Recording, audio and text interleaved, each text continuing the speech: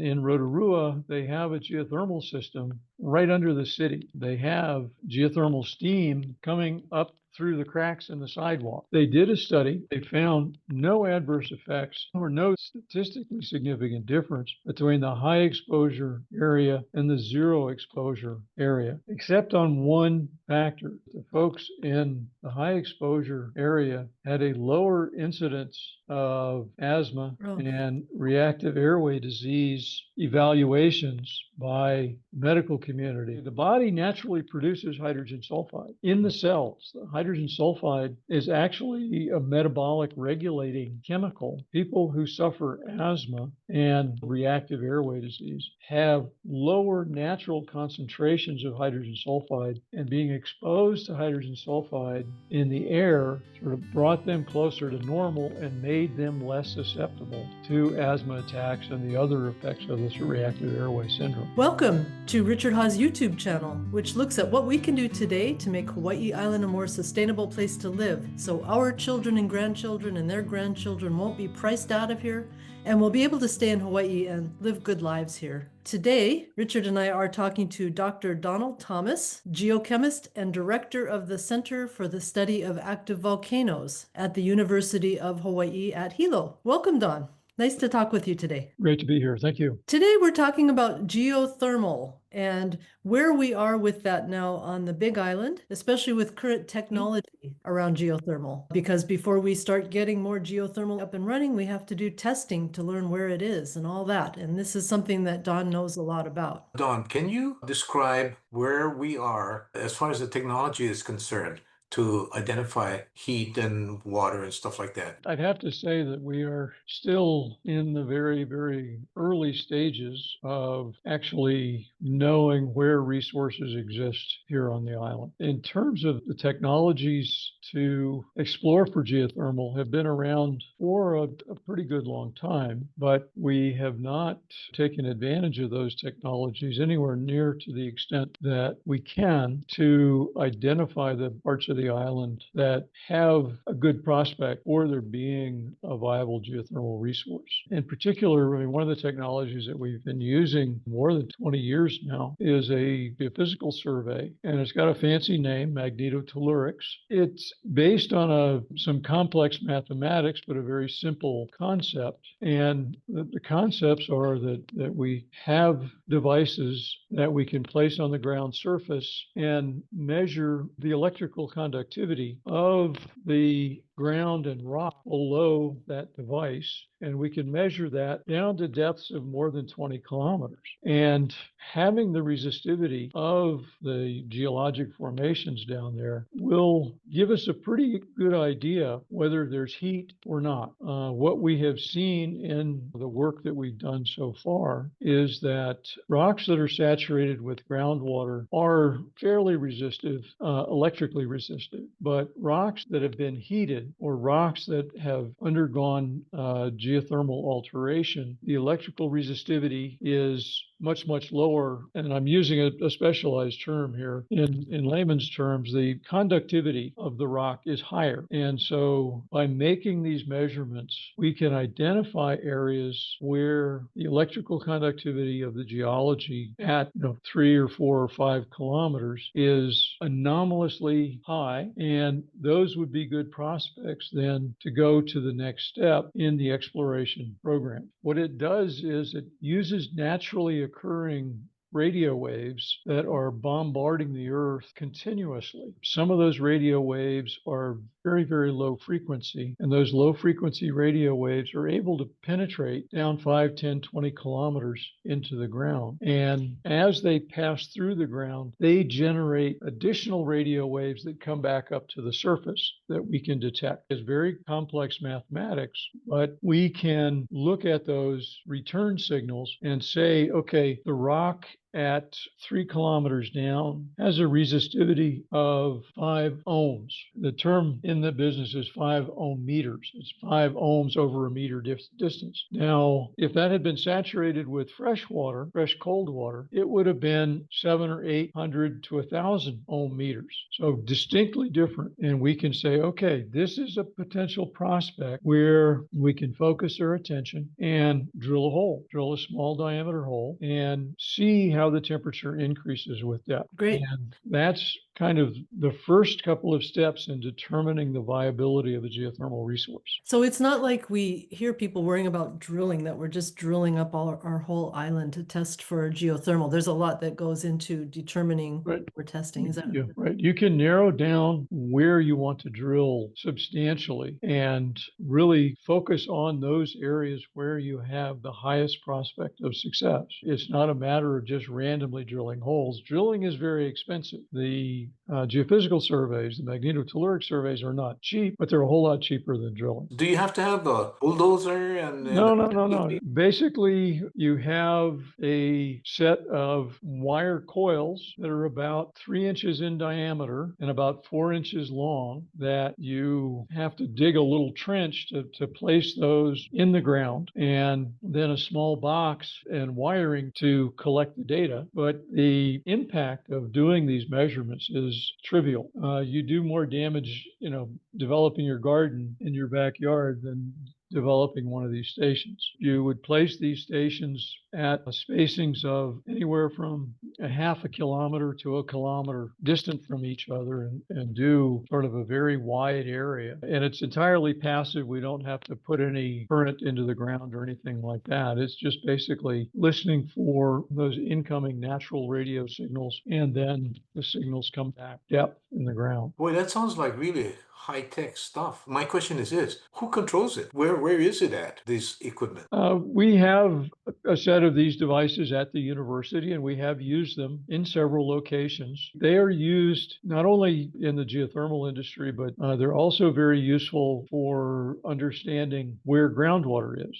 We did a group of these surveys, or a sequence of these surveys, across the saddle here back in, I think it was beginning in about 2003. The result of that data, we saw indications that there was very high level groundwater under the saddle. Prior to that work, the general assumption was that if you wanted to get water in the saddle region here on the Big Island, you'd have to drill 6,000 feet down to where the water table was thought to be. But our geophysical measurement said no, the electrical conductivity of the rocks is way too high for them to be dry, because dry rocks have a much higher electrical resistance than freshwater saturated rock. And the difference is freshwater saturated rocks, somewhere in the range of 600 to 1,000 ohm meters is the resistivity, whereas dry rocks can be up in the range of 20,000 ohm meters. Much different, 20 times difference in the electrical resistivity. The technology was actually developed in or for the petroleum industry. They were looking for different formations, different resistivities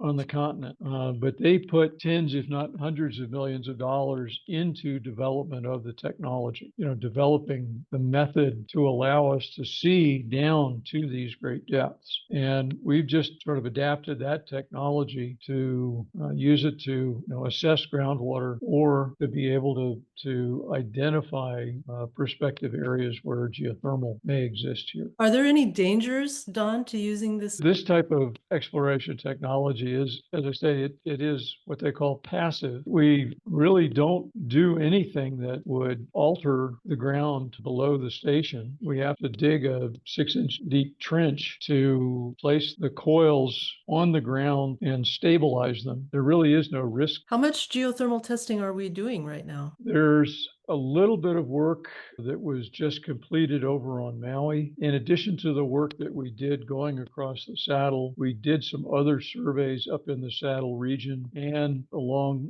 Keanakolu Road that kind of goes around the east side of Mauna Kea. And in that work, we were actually looking to determine whether there was high-level groundwater there. Then this was really done on behalf of Department of Hawaiian Homelands.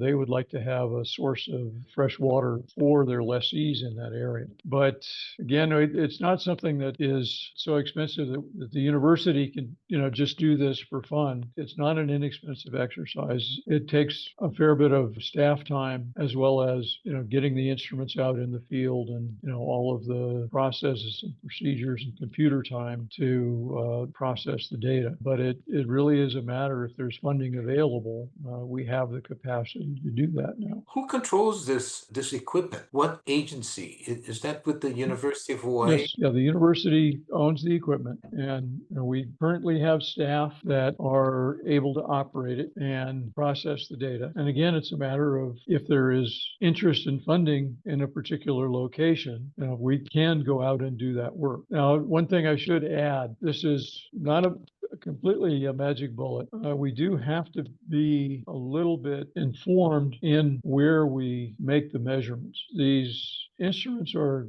extremely sensitive to electromagnetic radiation. One of the things that we can't do is we can't really work in an urbanized area. There's just too much electrical noise in urbanized areas. Another thing that we're restricted on is we can't use this down near the shoreline, because what we're doing is we're looking for a conductor. We're looking for conductive bodies. And it turns out the ocean is a very big conductive body. With those kind of cautions, in sort of open areas that, we don't have high tension lines and, a lot of residential areas in very close proximity, then, we can make these measurements. How long are we going to be over the hotspot? Oh, we'll be over the hotspot for a lot longer than any of us have to worry about. We're talking tens of millions of years, most likely. Oh my. The Big Island is over the hotspot, and Kilauea and Loihi are kind of at the leading edge of where the hotspot is. We expect Kilauea to be active roughly another million years. Mauna Loa will probably continue to erupt, but at progressively lower frequencies over likely the next 500,000 years or so. The process to get to generating power, number one is, that very preliminary work, sort of getting to maybe, which is maybe there's heat here. You're drilling the well, and that confirms that there's heat. And then the next step is also a very critical but a much more expensive step, and that is there enough heat, and are the conditions within that heat source sufficiently favorable to make it an economically viable geothermal resource? And in that case, we would need to drill larger diameter holes. We'd need to perform testing to determine how much steam flow or water flow is able to be gotten from those wells. And one other characteristic that actually we can get from the small diameter hole is, what is the temperature gradient? How fast does the temperature go up as we go deeper? Would you say that the more active the volcanoes, like Kilauea and Mauna Loa, there's more risk for setting up something in that area compared to Mauna Kea, Kohala, and other places? We got 5 volcanoes on this island, right? The older ones seem to me haven't erupted and won't erupt compared to others that could erupt and wipe you out completely. In terms of the volcanic risk, your risk is going to be higher on the most active rift zones or downslope of the most active rift zones. I wouldn't anticipate seeing another eruption on Mauna Kea in my lifetime. Likewise with Hualalai. However, I believe it was like 1928 or so where Hualalai did have magma come up close to the surface. It didn't erupt at that time, but it did come up very close to the surface. You really should integrate the risks for all of our technologies, in assessing what direction are we going to go into the future. Exactly what you're saying, and I come at it from a farming point of view. Yeah, I'm 80 now. Everything I do has to do with what can we do for future generations. It's not about me anymore. We depend on 90-something% of our food being transported into Hawaii using fossil fuel. We need to become self-sufficient in food production. If we are looking at that, then where would we set something like this up? When I look at Mauna Kea, the northeast trade pushes up against Mauna Kea, and everything's green. It's not very likely on the Hamakua coast because of the northeast trades to get a forest fire as compared to other places. How does it affect where we set up testing for geothermal, or if we do it at all, testing, based on cultural pushback from people who are very concerned, feeling that in past history we did not appreciate the Hawaiian culture? How do you see that playing into decision making as to studying it or utilizing it? Well, I have not sort of been directly involved in the discussions of what the cultural concerns are in any detail. And so I can't really claim any expertise. I know that in the past, there were some discussions that I got drawn into that I was able to infer that the basis of the objection was that the withdrawal of heat would affect the eruptive activity. That by drawing heat out of a geothermal system, that would be stopping or inhibiting future eruptions. And we talked about that the heat that we are actually drawing is coming from magma that has been injected underground and does not affect the rise of new magma at the Kilauea summit. The magma supply coming into the Kilauea summit is sourced much, much deeper, 30, 40, 50 kilometers down, much deeper than the source of geothermal heat that we are drawing on. And there really is no way that withdrawal of that geothermal heat is going to affect the future activity of Kilauea. Now, that seemed to alleviate the concerns of that group of individuals. You know what I'm curious about is you hear a lot of discussion about people getting poisoned by gases from the present geothermal plants. I'm just curious about. Well, yeah, that it's a difficult issue. It is much more the case of a nuisance than any actual health threat. Okay, one of the characteristics of the geothermal steam that has been developed so far is that it contains some concentration of a gas called hydrogen sulfide. And hydrogen sulfide is the result of a reaction of the volcanic sulfur, magmatic sulfur, with the groundwater. If you want to smell hydrogen sulfide, it smells like rotten eggs. But at the Sulphur Banks Fumarole field up at the Kilauea summit, up there you can actually smell both hydrogen sulfide and sulfur dioxide. These are two sulfur constituents, and it turns out that the eruptive gases are sulfur dioxide. At the high temperature, the element sulfur takes the form of sulfur dioxide. It's very corrosive, and it forms sulfuric acid, so it's not great stuff to be inhaling either. It did a lot of damage during the 2018 eruption. Massive quantities of sulfuric acid were generated during that eruption. But at lower temperatures, that sulfur dioxide will actually go to hydrogen sulfide. And hydrogen sulfide can be quite toxic at high concentrations. You can smell hydrogen sulfide, though, at extraordinarily low concentrations. For most people, the odor is offensive. It smells bad. It stinks. Not to put too fine a point on it, it smells like poop. And the reason it smells like poop is because we have hydrogen sulfide producing microbes in our gut that is part of our digestive system. And so the smell of geothermal hydrogen sulfide makes people very upset because it's reminiscent of the smell of poop.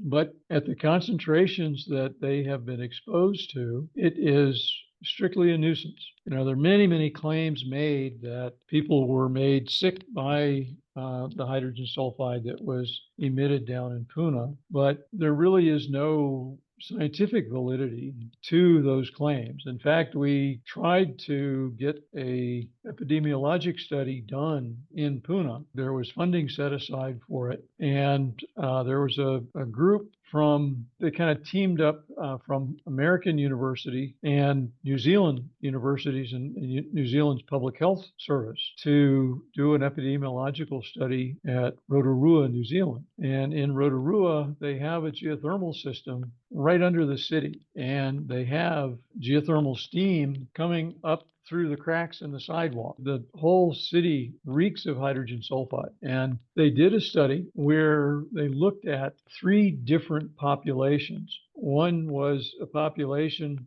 group of people who were exposed to the hydrogen sulfide at fairly high concentrations pretty much every day and for significant periods of time during the day. Another population was from sort of the periphery, the periphery, Rotorua, where they still got exposed to hydrogen sulfide, but to much lower concentrations over the long term. And then a third population that was largely from a different city that had no hydrogen sulfide to speak of at all. And they went into the study looking for any kind of health effect. The researchers were convinced they were going to find something. And what they found was there were no adverse effects that they could detect, neurological effects, respiratory effects, just overall health and overall wellness in terms of susceptibility to disease or respiratory infections or anything like that. And no heart disease effects, nothing.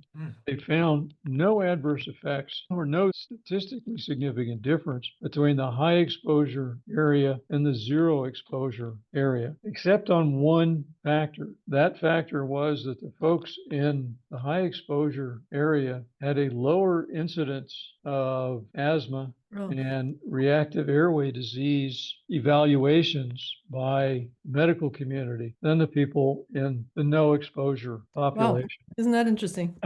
The opposite of what you would think. Total opposite. And what they postulated in the study was that it turned out, okay, the body naturally produces hydrogen sulfide in the cells. The hydrogen sulfide is actually a metabolic regulating chemical in the cells. People who suffer asthma and this class of health issues called reactive airway disease have lower natural concentrations of hydrogen sulfide in their cells, and being exposed to hydrogen sulfide in the air sort of brought them closer to normal and made them less susceptible to asthma attacks and the other effects of this reactive airway syndrome. And I did a back of the envelope study, and I looked at the hydrogen sulfide concentration data from the PGV power plant. They have monitors on their fence line and averaged the hydrogen sulfide data from their monitors using sort of the same averaging method that the New Zealand study did. And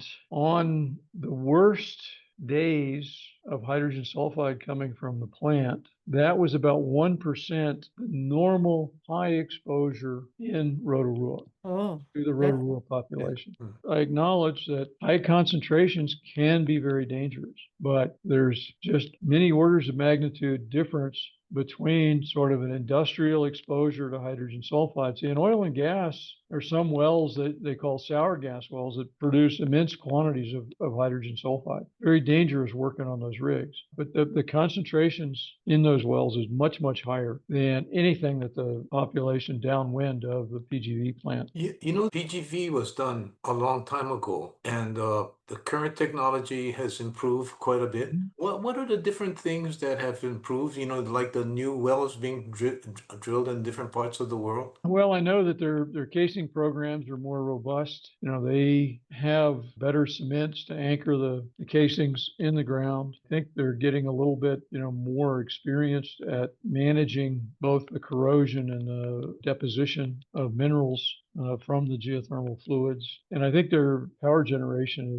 is getting to be more efficient, so you get more megawatts per pound of steam. So it is improving. Don, we're sitting out here in the middle of the largest ocean in the world, bringing all this stuff in, and yet we have this geothermal resource. From where you sit and everything you know about geothermal, what do you think about the value of this resource to us here living in the middle of the Pacific? I think it has the potential to be tremendously beneficial. I mean, we do pay the highest electric prices in the country by a factor of 2. I think it would make a huge difference, not only, we think about the homeowner ratepayers, but all of the businesses are paying similar rates. It contributes at every step of the way to the high costs that we all are having to deal with here in Hawaii. And there is significant potential to bring those down. And I say potential because we're a long ways from being able to say, well, yeah, we can replace all our power generation with geothermal. We have not been willing to invest in the technology, invest in the exploration to a point where it's attractive to investors to come in and try to develop it. You know, to your point, artificial intelligence is the new thing that's coming up. You can just get all this information and you can get it instantly and stuff like that. But artificial intelligence is based on the cost of electricity. Mm-hmm. You know, if you're looking over time, 100 years, and our cost has not changed because, you know, we got geothermal is going to last 1,000,000 years and not more, we would get a competitive advantage as time goes on. Yeah, absolutely. Electricity costs. We could be the leaders in the world. There's lots of potential, but unfortunately, every project has this huge barrier of naysayers that, for whatever reason, don't want it to go forward, and we basically stagnate. You know, the local population moves away. I like to tell the story. You know, I've been now living in Hawaii for a while,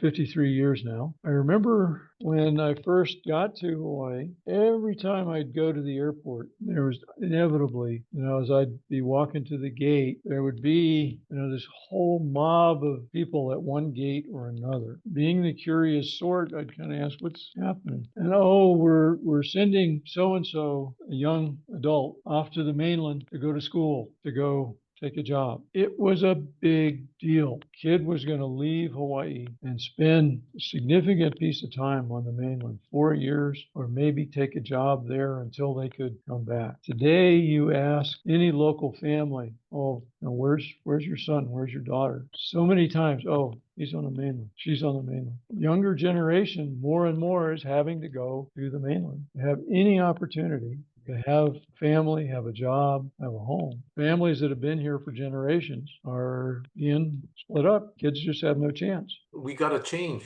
Yeah. Yeah, we got to change. You know, and when I was a small kid, 10 years old, my pop used to tell us, get 1,000 reasons why no can. I only look for the one reason why it can. Yep. That came down through generations. Yep. I started in geothermal. I started at the beginning. I sampled the shallow wells out in Puna before the first geothermal well was drilled out there in 1975. In 1976, the well was completed, and at the time, it was the hottest geothermal well that had been drilled in the world. And this was the same period that the Philippines and Kenya were also beginning their geothermal exploration. Today, I think the Philippines may be up to 600 megawatts of power generation, and Kenya is up to a few hundred. Here we are in Hawaii with permits to develop 60. You know, it's not a matter of the resource, it's a matter of the will to move forward. That's where the fault lines are.